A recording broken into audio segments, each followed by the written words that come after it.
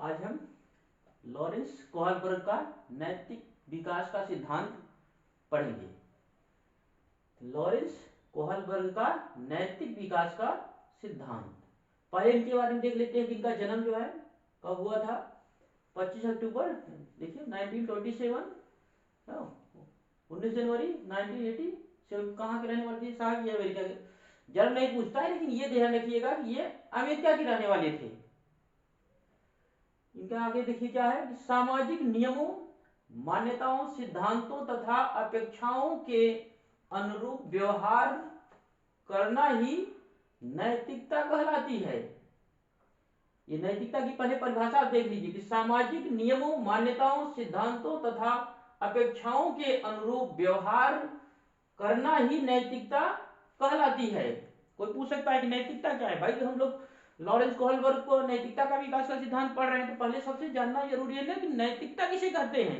तो नैतिकता इसी कहते हैं कि सामाजिक नियमों, मान्यताओं, सिद्धांतों तथा अपेक्षाओं के अनुरूप व्यवहार करना ही नैतिकता कहलाती है।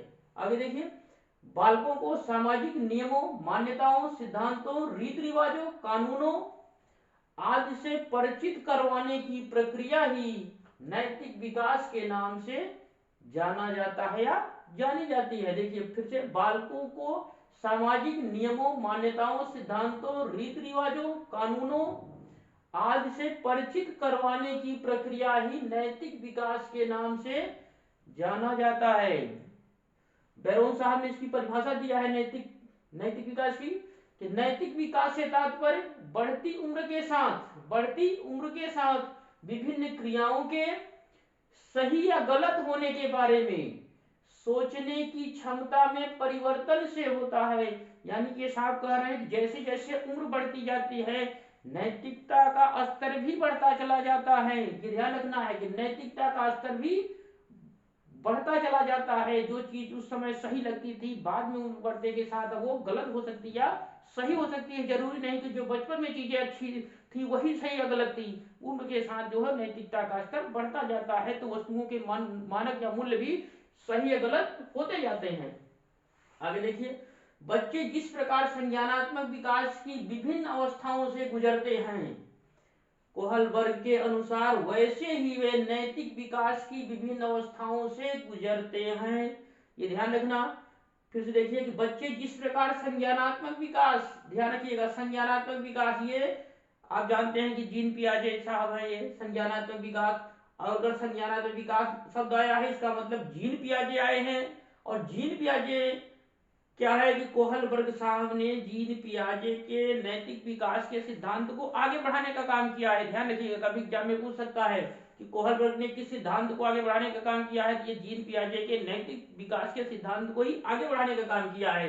तो ध्यान रखिए यहाँ कि जिस प्रकार बच्चे संज्ञानात्मक विकास की विभिन्न अवस्थाओं से गुजरते हैं, जैसे संज्ञानात्मक विकास की 4 अवस्थाएं जीन पियाजे साहब ने बताई थी, उसी तरह ये साहब भी जो है कुछ अवस्थाएं बता रहे हैं। कह रहे हैं जैसे संज्ञानात्मक विकास की अवस्थाएं होती हैं उसी तरह कोहलबर्ग कह रहे हैं कि नैतिक विकास की भी अवस्थाएं होती हैं, और ये अवस्थाएं आयु से, उम्र से संबंध रखती हैं। यानी कि बच्चा जो है जैसे जैसे उम्र उसकी बढ़ती जाती है नैतिकता की जो है क्षमता बढ़ती चली जाती है। ध्यान रखना।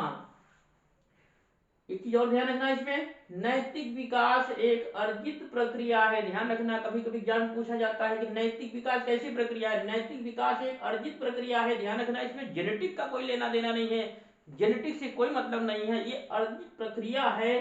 और ये संज्ञानात्मक विकास की एक भी प्रक्रिया है। ध्यान रखना, जैसे जैसे उम्र बढ़ती है संज्ञानात्मक प्रक्रियाएं जो है नैतिक क्षमता में जो है वृद्धि करती जाती हैं, यानी कि नैतिकता का स्तर बढ़ता चला जाता है। नैतिक विकास एक अर्जित प्रक्रिया है। ध्यान रखना, बच्चा पहले अर्जित करता है, धीरे धीरे बाद में जो है आगे चल के अपने बुद्धि और विवेक का प्रयोग करते हुए नैतिकता का स्तर उच्च कर लेता है, यानी कि बढ़ा लेता है।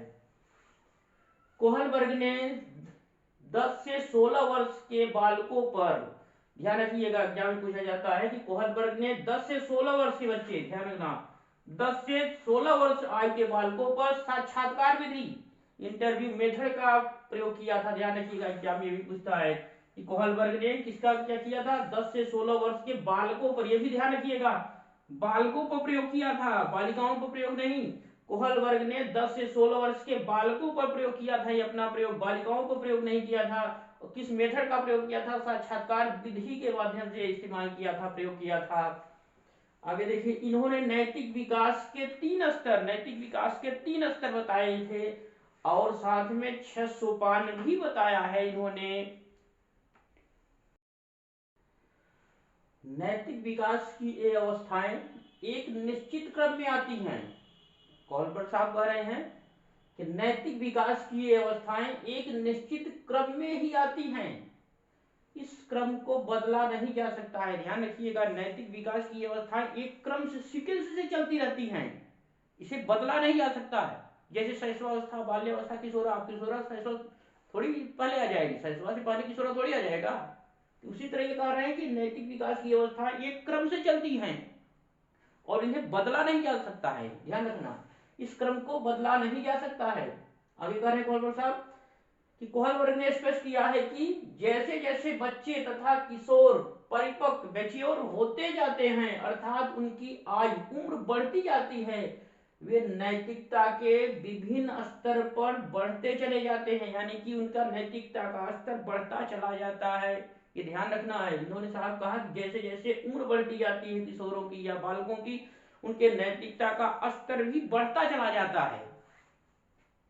देखिए यहाँ क्या है कि 25% से ही कम लोग नैतिकता के उच्चतम स्तर पर पहुंच पाते हैं। ये साहब कह रहे हैं कि 25% ही लोग समाज के नैतिकता के उच्चतम स्तर पर पहुंच जाते हैं। ये जो 3 स्तर और 6 स्टेजेस बताई है, उन्होंने कहा कि 6 स्टेज पे, जो लास्ट स्टेज होती है, अंतिम स्टेज पे सिर्फ 25% ही समाज के लोग पहुंच पाते हैं वहां पे, नहीं तो सब जो है दंड और पुरस्कार के चक्कर में ही पड़े रहते हैं। इनके सिद्धांत, नैतिक विकास के सिद्धांत पर कुछ आरोप भी लगते हैं कि ये लैंगिक पक्षपात और सांस्कृतिक पूर्वाग्रह से ग्रसित हैं साहब जी। ये कहने मतलब इनका प्रयोग जो है सिर्फ पुरुषों पर किया गया और महिलाओं पर अप्लाई किया गया, ये गलत है। इन्होंने कहा कि भाई जब आपने पुरुषों पर ही प्रयोग किया तो महिलाओं के लिए क्यों अपना आपने प्रयोग बना दिया। कहने मतलब सीधा कि इन्होंने पुरुषों पर प्रयोग कर किया, बालकों को प्रयोग किया और सब महिलाओं पर भी आरोपित कर रहे हैं इस इनके प्रयोग को, तो ये गलत चीज है।